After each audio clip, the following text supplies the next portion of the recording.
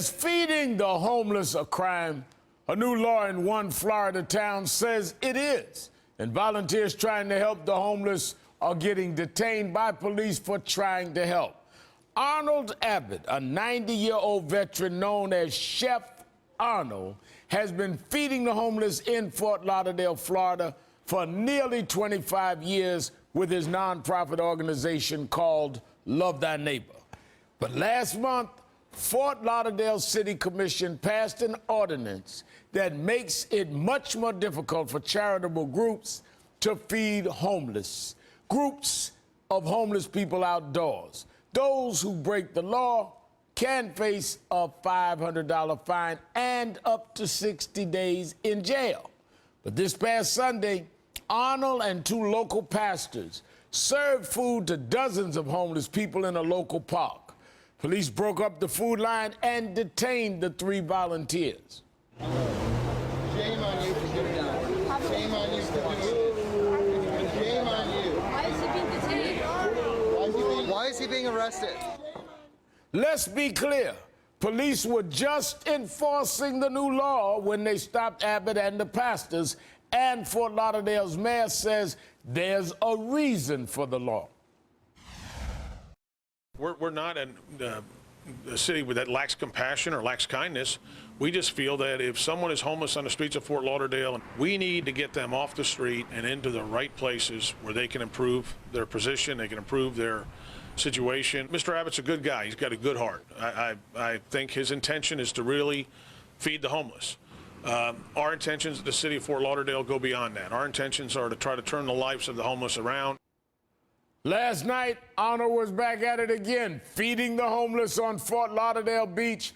And again, he received a citation, was fingerprinted, and ordered to appear in court. But should it be a crime to feed the homeless? Is there a better solution? Joining me now are Arnold Abbott and Father Mark Sims, who was detained by police with Arnold on Sunday for feeding the homeless. Thank you both for being here this evening. You're welcome. It's a pleasure, sir. Arnold, tell us what happened to you on Sunday as you were trying to feed the homeless. Okay, on Sunday, they had passed the law on October 22nd. It went into effect on Halloween. And obviously, they could not arrest people on Halloween. They'd have had arrested several million who were giving candy to children. But on Sunday, they were enforcing the law. When I got to our place where we feed at Stranahan Park, I found there were 5 police cars with flashing lights where we used to stop our van and unload our food. I just went to the police who were gathered there and said that I understand that I may be arrested, but I certainly don't want any of my volunteers to be involved in this. And their answer was, anybody who takes any food out of your van or anybody who sets the table up is subject to arrest. So what I did was I told my volunteers to please scatter, to go away, get away from the table. And it was only Reverend Sims and Pastor Black of the Sanctuary Church, where I do my cooking, who stood beside me. And we got to feed the third person as I was putting food into the 4th plate. An officer grabbed my arm and he said, "Put down that plate right now." Just as though I was holding a weapon. And it was kind of amusing. But then he put his hand on my back and guided me over to a police car where they started to write up a citation. Now the new ordinance mandates that, and I'm reading the ordinance, organizations distributing food outdoors would also need the permission of the property owner and would have to provide portable toilets for use by workers and those being fed. Father Sims, the city says they need this ordinance because businesses were being hurt by homeless people in areas where they were being fed. How do you respond to this, Father? I just absolutely disagree with that. The feeding that occurred on Sunday occurred on otherwise empty streets in the city of Fort Lauderdale, except for the people who were being fed and the people who were doing the feeding and the police officers. There was no one else in the area. The businesses were pretty much closed down. It was a Sunday afternoon, just around 1 o'clock. You know, the mayor of Fort Lauderdale, Jack Seiler, provided us with a pretty lengthy statement this evening in which he says, and I'm reading from it, while the ordinance regulates outdoor food distribution, it also permits indoor food distribution to take place at houses of worship throughout the city. By allowing houses of worship to conduct this activity, the city is actually increasing the number of locations where the homeless can properly receive this service. Arnold, would this be a good compromise for you?